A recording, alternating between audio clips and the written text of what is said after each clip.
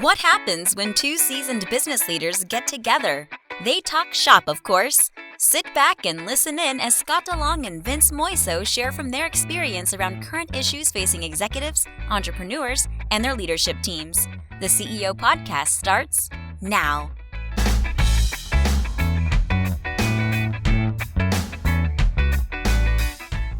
Hey everybody, Scott DeLong with the CEO Podcast, episode 3 in season 2. I'm here with my friend Vince Moiso, and today's topic, we're going to talk about power, influence, the ability to use power and influence, and when to use it, and the types of power. And I think we'll do a little bit of academic work, but then we'll do some real life things that have happened to us in the past. But before we get there, though, let's talk about the outfit. What's going on here? Literally, sorry, just got finished watching the Dallas Cowboys lose just an awful game to the 49ers in the playoff. It's playoff time, man. It's not a bad game. It's if you're a 49er It's fan. NFL playoffs. You know, what can I say? Okay. Well, so I may as well take the time right now. So I made a very, very questionable bet in the month. You bet on the Cowboys. It wasn't this actual game, but it was a different bet, and I bet with my CrossFit coach. So I got to give him a shout out, San Clemente CrossFit, Edgar Duran, great guy. I've been loving. I've been with him now. Gosh, it feels like 4 or 5 years at this point. But he's a massive Baltimore Ravens fan, so don't hold that against him. But I got to give a shout out to how great the Ravens are. All right, at least okay.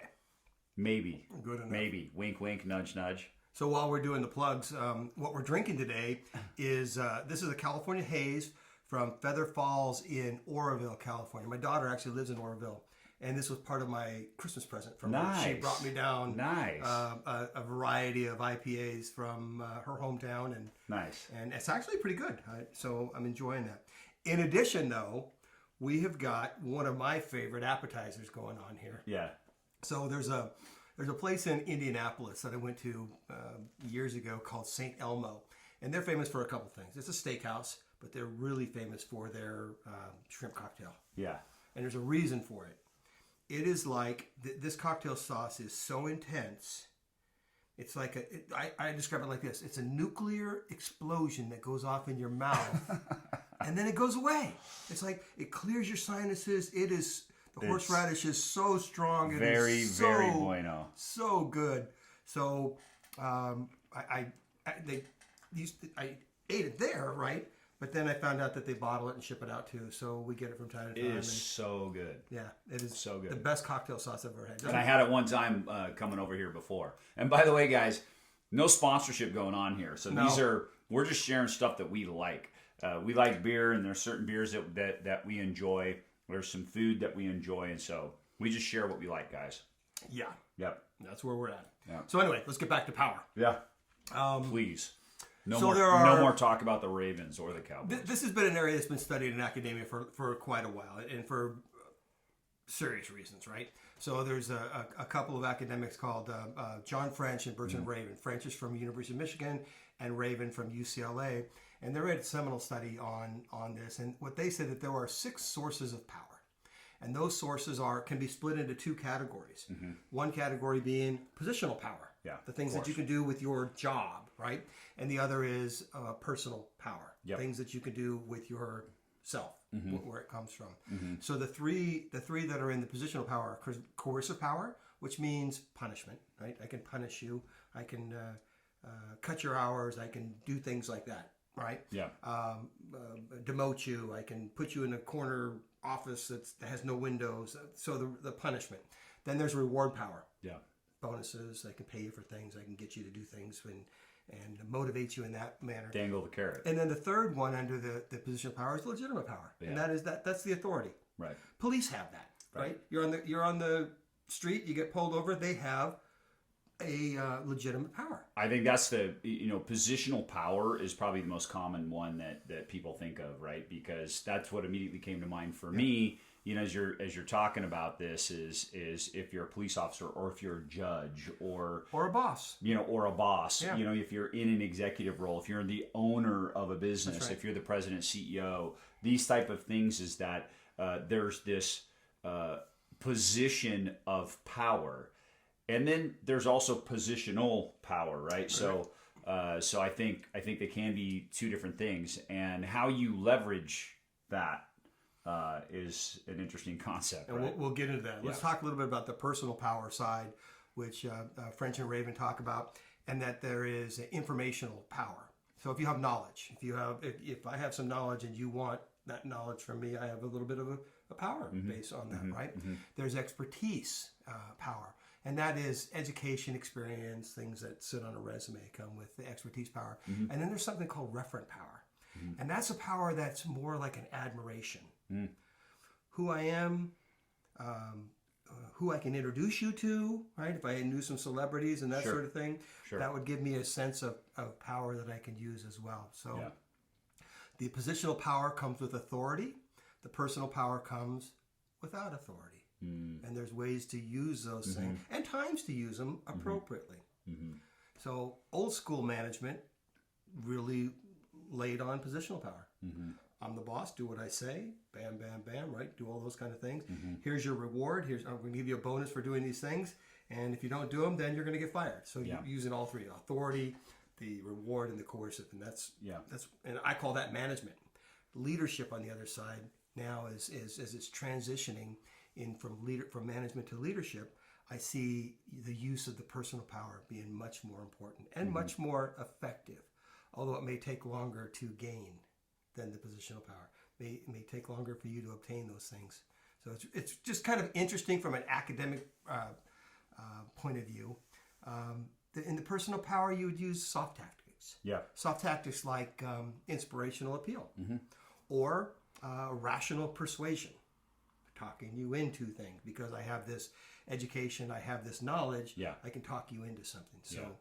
So that's kind of what some of the uses are. I've argued. I just want to make this point is, and I coach on this quite a bit. The importance of organizational structure and title. And I was never big on that, early in a previous business that I owned. I've always been one of those guys. I don't care about title. It's not about title.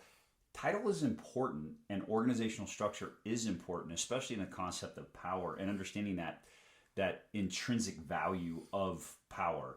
And what I mean by that, just to relate it to organizational structure and title, is title is important because it establishes, one, your role within an organization, and that's important. It may also establish somebody's understanding of what your role is within that organization, and it establishes your position of power, especially if you're in management, you're in a management role, you're in an executive role, things like that. And what's important is that whether you care about title or not yourself, you have to understand that external value of a title and the importance of that, and especially as you establish your own power within an organization. And power, I want to say this: power is not a bad word, guys. I think sometimes power gets used very negatively, and it isn't a negative thing. It's a real thing that exists. There's power that comes with title. So if I'm the president and I immediately come into a room, introduce myself as a president, there's just an immediate establishment of power that comes with But that. not only internally, but externally. Externally, yeah. Does your junior salesperson get an appointment with the CEO of another company? No. It would be much harder. Anyway. No, yeah. Possibly. They might be really good, but But Not likely. rarely will that will happen. not likely. So when you're dealing with external sources, typically what I found is that people want to get a related sense of power. Yeah. Now the buyer is always going to have more power than the salesperson, certainly, right? But if the CEO is going to be at the meeting, I need to bring my CEO. Yeah. Right? If a senior vice president is going to be there, we need to bring a senior vice president. Absolutely. So that we can balance up and have the kind of respect that comes with those titles that you're talking about. Yeah, absolutely. So there is one place that I question that titles are important. They're only important if they come with the actual authority that title should have. Right. I've seen organizations give somebody a fake title just because they've been there so long and nobody respects them for it. I do agree with that. So you've got it, and we've talked about empowerment, right? And that's a big deal.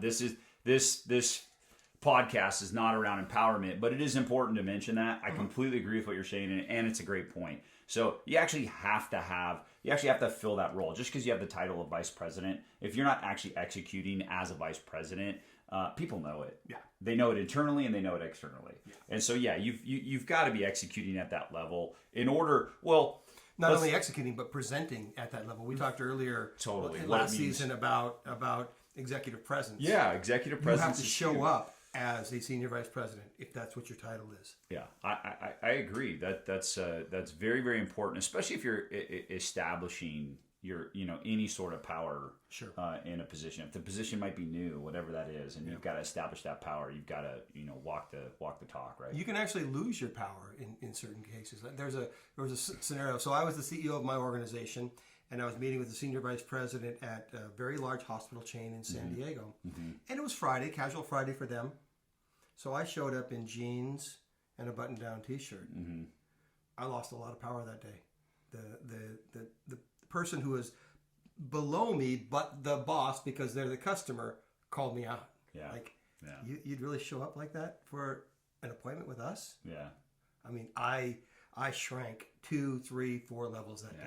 Yeah. So that presence, that maintaining that image, that style, all of those things that go into executive presence matter as well. You could lose it as fast as well. It takes a long time to gain it, and you can lose it really fast. Well, what's an interesting one to me is under personal power, you talk about knowledge. Knowledge is power for sure. You're a PhD, right? And I'm sure there have been plenty of situations where Dr. DeLong, right, is a big power title. It can be for some people, right? And it can be intimidating, which creates this power position in a relationship, professional or otherwise. Not in my marriage. Just saying, it didn't help me a bit there. I imagine it wouldn't help. It wouldn't help me either. That's for sure. But you get what I'm saying. Yeah. It's the same. I have a master's level education, and it's the same. You attach that MBA to the title. People understand that you have that level of education, and it can be intimidating for some people, and it creates a power position. Now, with that, I always say, with knowledge, with power comes great responsibility. You hear that, you just watch a Marvel. Spider-Man? Yeah, watch a Marvel movie, right? Watch Spider-Man, and you'll hear it. But it is true. Yeah. It is true in the sense that, as an individual, we have to understand that we have those things, right? And then even as an owner of a business, as a president of a business, it's like we have to understand that we have that power. I use the example. Let me give you this one specific example, and I'll tell you is if you truly appreciate and empower your employees, you're going to allow them to do your job. Now, the reality is the power that I know that I have, if I asked any of my employees to do something, they literally drop what they're doing at that moment and do it. Right. So what do I have to do? I have to be very specific in my communication and make sure that I'm not disrupting them, that if it's something that I'm going to ask for, it's urgent or not urgent. Give them a timeline. Do all the stuff we've talked about in communication. I have to overdo it in the position that I'm in, because literally they'll just stop what they're doing and I've completely disrupted the flow. So I describe that as slightly different, and that is there are times where I need to minimize my power if I want the engagement that I'm looking for. Yeah. So, for instance, you talked about Dr. DeLong. Yeah. Well, I've got a friend who actually just referred me to one of his clients to do some coaching, right? And he introduced me as Dr. DeLong and but he likes to be called Scott, right? I love that. That was important. Yeah. For him to know to do that. Yeah. You need to be relatable in that situation rather than this highbrow person with an education that they can't talk to. Yeah. And he set that up really well. So there's times, not just in there, but in the workplace as well. For instance, we've talked a lot about strategic planning. I like to facilitate strategic planning events. I go into other organizations, and the only reason that they hire me, I mean, the CEO can do anything I can do, right? But the only reason they hire me is so that the power changes from the CEO over to me, so that the CEO can be on the same plane as the rest of the people in the group. Yeah, sure. And they can really communicate. It's a big better, deal. Right? It's such a really big is. deal. Yeah. So in that case, they're minimizing their power with the use of somebody like me. Yeah. Great. Yeah. That's wonderful. There's times where I need to minimize if I want to be able to not be intimidating. Yeah. Now, I want to keep that in my back pocket because when I want to use it, Yeah. right, I'm going to puff up my chest and Yeah. use it when I need to, Yeah. certainly. I don't want to give up all my power that I've earned. However, I only want to use it when it's appropriate. Yeah. And when is it appropriate? When I need to get something done right now.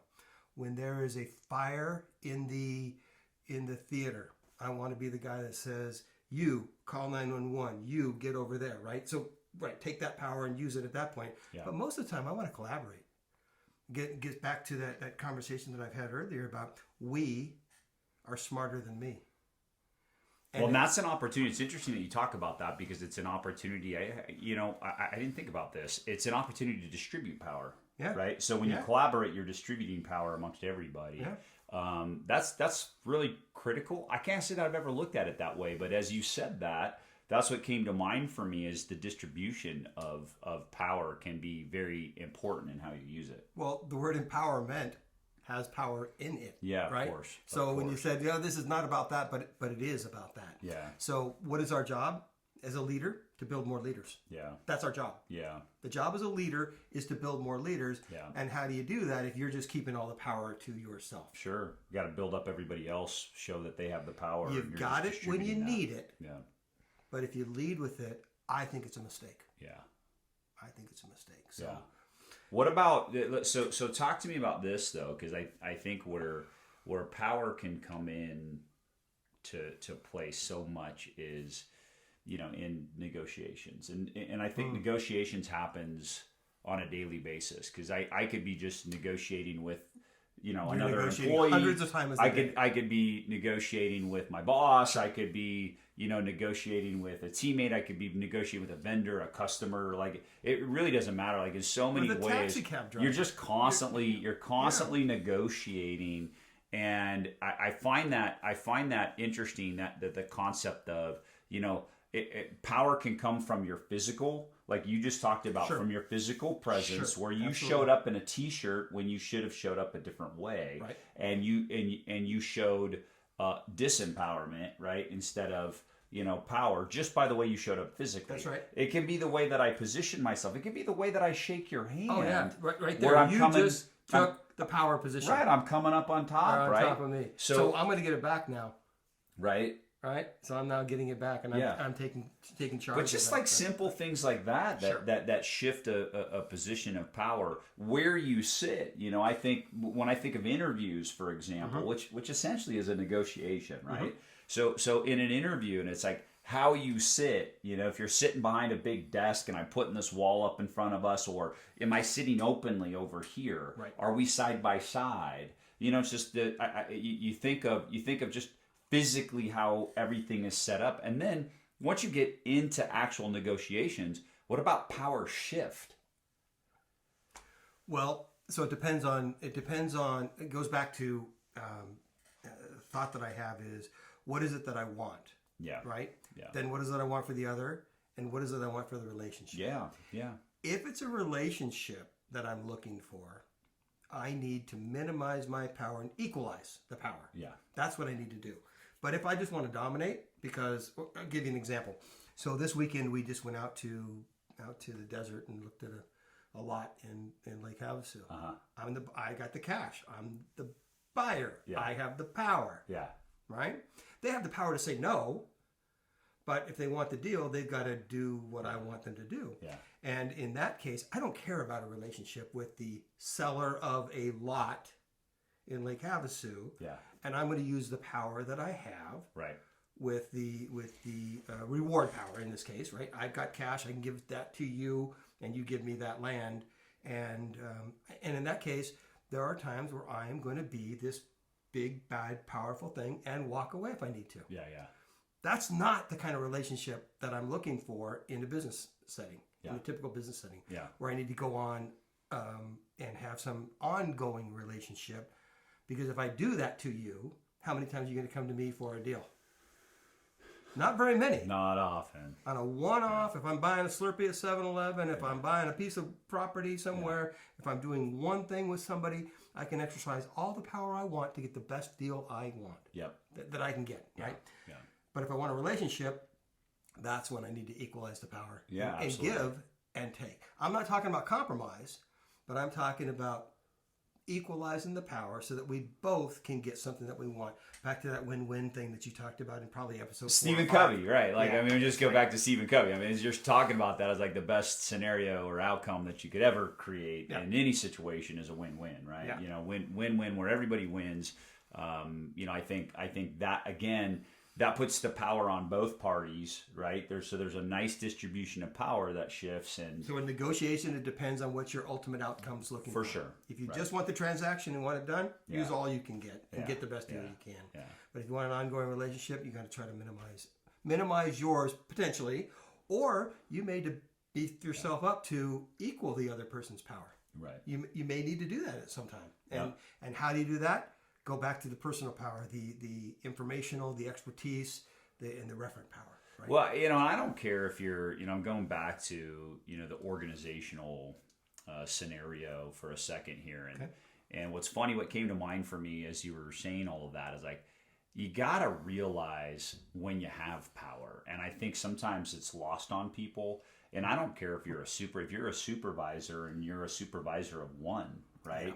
Realize the power you have on that individual and use it wisely. I mean, the effect that it can have on that individual is huge. Understand that so you can. You have the opportunity to have a very positive impact on somebody. You also have the opportunity to have a very negative impact on somebody. And their experience with you and their experience with that power is gonna it's going to dictate their level of productivity or their experience with your company, or whether they even stay with that company, or whether they have the opportunity to advance within that company. And it's just like, imagine, think of it as a parent. Yeah. Think of the power that you have as a parent on your child. And, you know, how are you using that power? Just ask yourself that question. How am I using the power that I intrinsically have with my children? How am I using the power that I have with the people that report and look up to me within a business? How am I using the power? Like, if you are, just as an example, like if you're a leader, if you volunteer, I'm on the board of directors at the University of San Diego. I'm serving 2 years right now as the president of that board of directors, right? There's a power, and I'm constantly asking myself, how am I distributing that power as often as I can? How am I collaborating with this amazing team of volunteer board of directors that I have? Am I using it for good, or am I using it for my own advantage? And I'm constantly in check of myself. There's 2 words that I like to use a lot, and people think that they really want to be efficient. I prefer to be effective. Yeah. Right? I love that. An efficient use of power would be to get what I want when I want it and get it done fast. Right. An effective use of that same power, they'll take your board seat. Effective use of that power is to get other people to want to be around me, to build my referent 100%, power, right? 100%. So that they have that admiration, that they want to be around me, they want to serve, they want to help, they want to do all these things. And you don't just do that by being coercive. No. You don't do it by just, we can talk about reward power too. And I think reward power can be negative. Yeah. So Daniel Pink talks about this in his book, where he says that he talks about a child getting paid to take out the trash. Yeah. They give you $1 every time you take out the trash, right? Well, when that $1 stops, they quit taking out the trash. Right. Because they're only doing it for the $1. Right. As opposed to utilizing that referent power, that admiration, that thing about being part of or the inspirational influence piece, right? Yeah. Part of a family. This is what a family does. Kid, this is you're part of our family, right? Then that kid's there all the time taking out the trash without getting $1 for it. Yeah. Right? I reward him some other way. It can be very dangerous. That the concept of that reward power can be very, very dangerous. I'm not a fan of it. It's short-term thinking. Yeah, That's how it is. But I mean, even as you equate it to an organization, effective though, it is effective because it gets the job done. That reward can get the job done. Yeah, but it doesn't always. But it's not long term. Yeah, it's not long term, and it doesn't teach the person to be long term in that position. It teaches them to do just enough to get the reward, and well, think about that in the sales roles. Yeah, right? On how we compensate salespeople. Mm-hmm. If we're just compensating them on sales only, you got to X commission on total revenue, right? They're going to sell a lot of revenue. They're going to lower your margins so that they can get a lot of their commission. So what I prefer to use is paying a higher commission on margin, right? Because then we're in partnership to get a better deal. Yep. We want to get the customer, but we want to make it profitable customer. Yep. So anyway, this stuff works, and it's something to think about. It's not, you just don't want to walk down the line and use your position of power all the time. The more you can use your personal power, the more you're turning into a leader rather than just a manager. Well, I want to clarify. So I'm certainly not. I'm not in favor of moving away from a reward system at all, right? So I think there are very, very positive reward systems that you can put in place in any organization. I'd say the key is making it very attainable.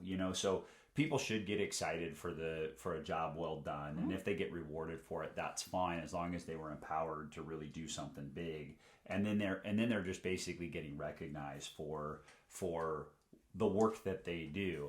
I think where it can be incredibly damaging is that unattainable carrot that's out there, this big reward that's simply out there to just beat people down to doing as much as you can possibly get them to do, but never really doing anything about it. That's like a just total abuse of that reward power position. There are studies about this as well that talk about if there is one award that is huge, right? But there's only one for the whole organization. Yeah. The best person gets this trip to Hawaii, whatever it is, right? This big thing. And what that does is provides a disincentive for everyone else to do the work. Yeah. Right? Well, certainly at a point when they know it's out of reach, right? Then they just stop working. On day one, it sounds exciting, but as soon as they realize, oh, Vince is the best salesman in the company, we don't have a chance, they actually take a step back from their baseline, according to these studies, as opposed to bringing several potential rewards that people can actually win. The third, fourth, fifth, sixth person on the list can actually win something. Can get some benefit of that. Well, frankly, there's plenty of other ways to motivate, right? And if you're a good leader in your organization, you're going to find more ways to motivate that are more organic. And then we can't mention reward without talking about punishment either. I'm not a believer in punishment. I think there's really no, like in business, there's no place for that. I think even when you talk about raising your kids and things like, I go back, I was born in 1973. And so I go back. You got spanked? I go back and think about, growing up in the 80s, right? Where I can remember, my childhood for the most part is just like, it was just a different time. And I think today is very, very, very, very different in the way that you lead, and especially with children. But talking about it as an organization, but even employees. Let's talk about it. Within a business organization and business environment with employees. Like, I just don't think there's a place for punishment. Nobody wants the beat down. Nobody wants to walk into work and just be completely beaten around what they did or didn't do. And, I think there's so many ways. Language is so important here. Communication is so critical. We've talked about this before. It's just, okay, I'm at the beginning of the year and I'm doing 2021 performance evaluations, right? Super common as we get all of our reports, as we finish up the financials for December, and I'm going into performance. I never tell somebody, you didn't do this right, you're bad at this, or it just doesn't work. There's no punishment. And oh, hey, by the way, I'm going to have to dock your pay, or I'm going to have to do this. There's none of that exists. It's all around one. I follow a practice of self-evaluation. So first and foremost, I want to hear what they have to say about their own performance. And oftentimes with that, I find they're their own worst critics. Like they'll literally sit there and tell me things where I'm going, wow, I don't really see it that way. And then in another point of that, it's like, okay, great. Let's just identify some opportunities for improvement. And when you present it that way, there's no punishment there. I'll say it like this. I just don't think that there's a place for punishment in business these days. Well, so the ultimate punishment is letting somebody go that does not a fit, that's not doing the job and all that. But it's not even a punishment though. It's just they're not a fit. Move on. And that is the place for, if you want to call that punishment. But when you're talking about the employee evaluations and all of that, if you're only doing that once a year, talking about the negative stuff once a year to make sure that you don't have to give them a big raise, right, that's your fault. That's a daily, a weekly. We do the weekly one-on-ones or every other week, depending on how often you need to do them with an employee. That's the time, the area to look for the areas of improvement. And so I believe in this process. Training, make sure they know what they're supposed to do. Yeah. Then coaching, how they can fit that within their lifestyle. And then management. And the management is hey, you're not doing this thing. We're going to need to get it in performance improvement plans. What a concept. All of that. Be a leader. Coach your people. Wow. Right. Training, coaching, then management. And management is last on that list. Yeah. Management, I look at the word management and I see that in a negative connotation. Now, I believe that businesses need both management and leadership. I do. So don't get me wrong. Yeah. But the management is the negative side of it. Yeah. I'm managing I'm managing numbers. Yeah. I'm leading people. Yeah. Right. And this has been a fun conversation. We could do hours on this one. This is probably one of my favorite topics to go deep on. But this has been good. So a couple key takeaways. Yeah. What did you get? Well, I would say this. It's just like if I'm going to give the quick and dirty advice to our listeners on this one, it's just understand the power that you have, right? If you're in a leadership role within an organization, management, executive management, or you're an entrepreneur and an owner of a business, I mean, you just really have to understand the power that you have and use it in a positive way. Understand that the impact, secondarily, understand the power that you have and understand the impact that you can have on people as a result of that power. Okay. So my takeaways are going to be use that positional power when you need to manage people, and use the personal power, informational expertise and referent when you want to lead people. Yeah, I like that. I like that a lot. Yeah, this is a great conversation. There's a lot to take away from it, no doubt. All right. Well, I'm excited for our upcoming podcast. So I would just tell you, as always, guys, we want your feedback. We'd love to hear from you. So check us out at theceopodcast.net. You can find us on YouTube. You can find us on Spotify and, of course, Apple Podcasts. And look out for other social media coming across. And we want to hear from you. So don't be afraid to send us emails and phone calls and all of that. Yeah. We are open to criticism as much as we are to the compliments that we've been receiving. So no question. If you have a topic that you want to hear, if you disagree with something we've said, let us know. Bring you on. We'll debate. I love that. Yeah. All right. I agree. Okay. Thank you, everybody. Until next time. Cheers.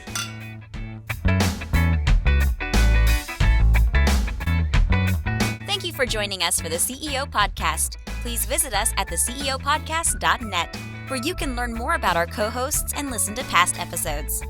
If you would like to have a discussion and dive deeper into any topic, there is also an option to contact Scott or Vince to schedule some time with them. Thanks for listening.